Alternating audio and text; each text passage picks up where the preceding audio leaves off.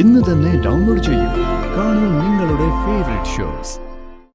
മോനെ ഹരി, ജീവൻ ഒപ്പിട്ട divorce paper ഹരിയുടെ അടുത്തല്ലേ ഉള്ളത്? അതെ, അതെന്തിനാ ഇപ്പോ? മോനെ, അത് വെച്ചൊരു കാര്യമുണ്ട്. ഹരി അതൊന്നിങ് എടുത്തതാ. കല്യാണത്തിന് ബന്ധുക്കളാരും വിളിച്ചില്ലെങ്കിലും ഇപ്പൊ അവര് കൃത്യമായിട്ട് വിളിക്കുന്നുണ്ട്. നടന്നത് നിസ്സാര കാര്യമല്ലല്ലോ. കല്യാണ പെണ്ണിന്റെ ആങ്ങളെ നിസ്സാര കാര്യത്തിനല്ലല്ലോ അമ്പലത്തിന്റെ മുന്നിൽ നിന്ന് പോലീസ് അറസ്റ്റ് ചെയ്തോണ്ട് പോയത്. കൊലപാതക കുറ്റത്തിനല്ലേ?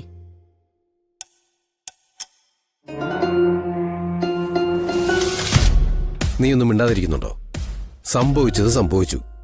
ഇനി അതിനെക്കുറിച്ച് കൂടുതൽ പറയുന്നതിനാ? മനു, നീ ഇത്രയും കാലം കഴിഞ്ഞിട്ടും അന്വേഷിച്ചു ചെന്നത് ഒരു അന്തസ്സില്ലാത്ത കുടുംബത്തിലേക്കാണല്ലോ.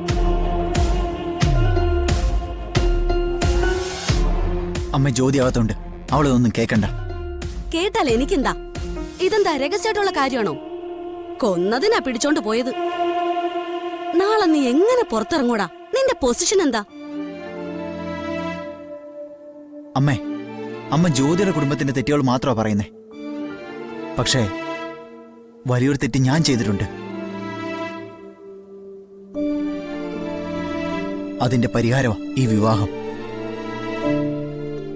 എടാ, എന്നെ സംസാരിച്ച് വായടപ്പിച്ചത് കൊണ്ട് ഒരു കാര്യമില്ല. ഉള്ള കാര്യം പറയാലോ. ഈ താലികെട്ട് നടക്കുന്നതിന് മുമ്പാണ് ഇങ്ങനൊരു കാര്യം സംഭവിച്ചെങ്കിൽ ഞാൻ പിന്നെ ഇങ്ങനൊരു ബന്ധത്തിന് സമ്മതിക്കില്ലായിരുന്നു. താൻ എന്തൊക്കെയാണ് ഈ പറയുന്നേ? ആ ജീവനെ കുറിച്ച് എല്ലാ കാര്യങ്ങളും സാറ നമ്മളോട് പറഞ്ഞല്ലേ? ആ കുടുംബമായിട്ട് അവൻ എത്ര അകന്നാ ജീവിക്കുന്നത്? എന്തകലം? അവനെന്താ വിദേശത്തായിരുന്നോ? ആ കുടുംബത്തിനകത്ത് തന്നെയല്ലേ? ഇത്രയും കുഴപ്പം പിടിച്ച ആളാണെങ്കിൽ ആ അമ്മയും അച്ഛനും എങ്ങനെയാ മോനെ കൂടെ നിർത്തുന്നത്? അമ്മേ മതി. ഇതിൽ കൂടുതൽ അമ്മ സംസാരിച്ചാ എനിക്ക് പ്രതികരിക്കേണ്ടി വരും. ഞാൻ വിവാഹം കഴിച്ചത് ജ്യോതിയെ. അവളുടെ ആങ്ങളെ തെറ്റുകാരനാണെങ്കിൽ അതിന്റെ പേരിൽ അവളെ ശിക്ഷിക്കാൻ എനിക്ക് പറ്റില്ല.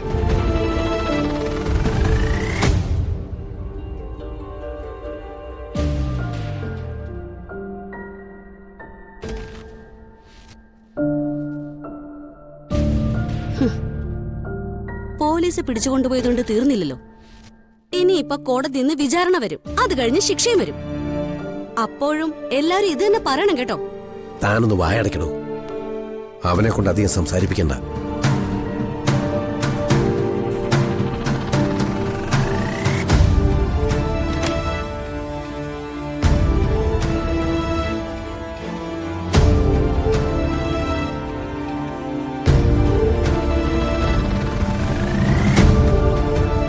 ജ്യോതി, ഇരിക്കും. താനിതൊന്നും കാര്യമാക്കണ്ട കേട്ടോ. അച്ഛനും അമ്മയും പഴയ ആളുകളാ. പ്രത്യേകിച്ച് അമ്മ പഴയ അന്തസ്സും പാരമ്പര്യമൊക്കെ പറഞ്ഞുകൊണ്ടേയിരിക്കും. അമ്മയ്ക്കിതൊക്കെ വലിയ കാര്യങ്ങളാ. താനിതൊന്നും കേട്ടില്ലെന്ന് കരുതിയാ മതി. ഒന്നും വേണ്ടായിരുന്നു മനുവിനിപ്പോ തോന്നുന്നുണ്ടോ? എടോ, ക്രൈസിസ് മാനേജ്മെന്റ് സിലബസ് വെച്ച് പഠിച്ചവനാ ഞാൻ. ഒരു പ്രശ്നം ഉണ്ടായാൽ അതെങ്ങനെ നേരിടണമെന്ന് എനിക്ക് നന്നായി അറിയാം. ജീവേട്ടനെ ഞാൻ ഇന്നോ ഇന്നലെയോ കാണാൻ തുടങ്ങിയതല്ലോ. എനിക്ക് ഈ കാര്യത്തിൽ യാതൊരു അത്ഭുതവും ഇല്ലായിരുന്നു. നിത്യേച്ചയെ കൊല്ലാൻ എത്ര നാളായിട്ട് ശ്രമിക്കുന്നത്. അങ്ങനെ ഒരാള് വേണ്ട, നമ്മൾ വെറുതെ അതിനെക്കുറിച്ചൊന്നും ചർച്ച ചെയ്യാൻ നിൽക്കണ്ട.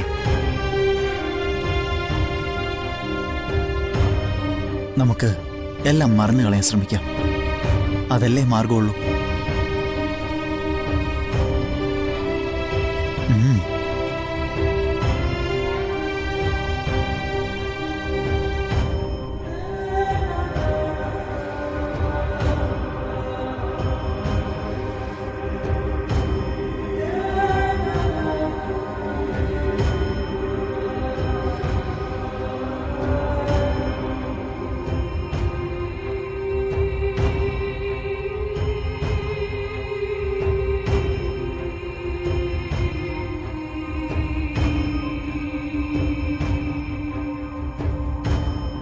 രാമകൃഷ്ണേട്ടാ, ഹരി,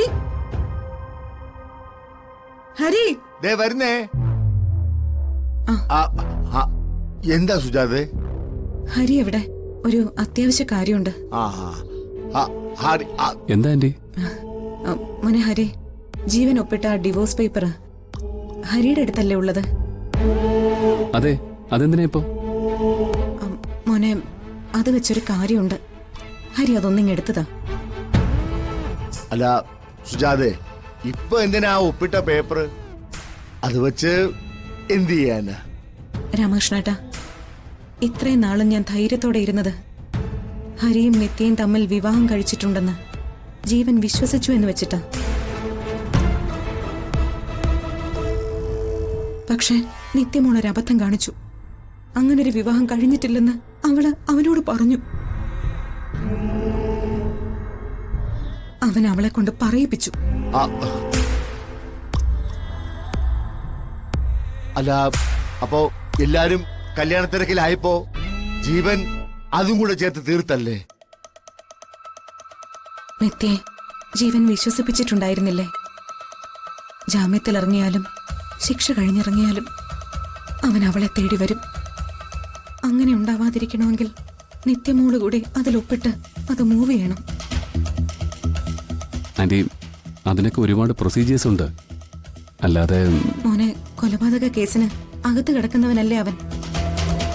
അവന്റെ കയ്യിൽ നിന്നൊരു പെണ്ണിന് മോചനം കിട്ടാൻ ഒരു 100 മാർഗങ്ങൾ ഈ നാട്ടിലുണ്ട്. അതിന്റെ വഴി അന്വേഷിച്ച് ഞാൻ പൊയ്ക്കോളാം. മോൻ അതൊന്നും എടുത്തോണ്ട് വാ. ചെല്ലടാ.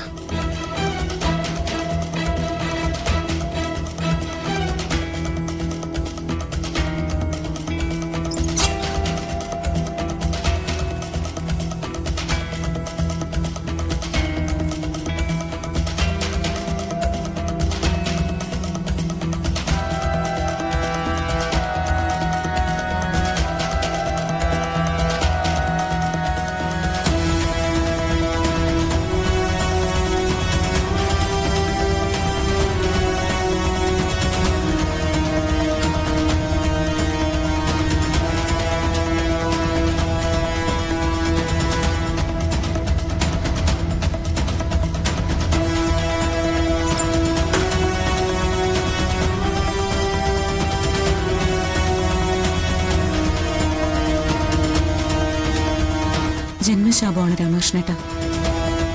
അങ്ങനെയൊന്നും ഒഴിഞ്ഞു പോവില്ല. കൊന്ന കുറ്റത്തിന് പോലീസുകാർ കൂട്ടിക്കൊണ്ടു പോകുമ്പോഴും അടുത്തത് തുടങ്ങി വെച്ചിരിക്കുക.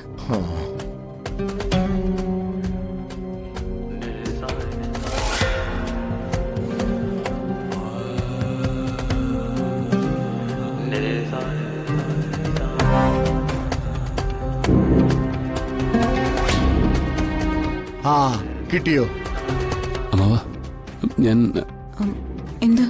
ആന്റി, അത് ഞാൻ വച്ചെടുത്ത് കാണുന്നില്ല.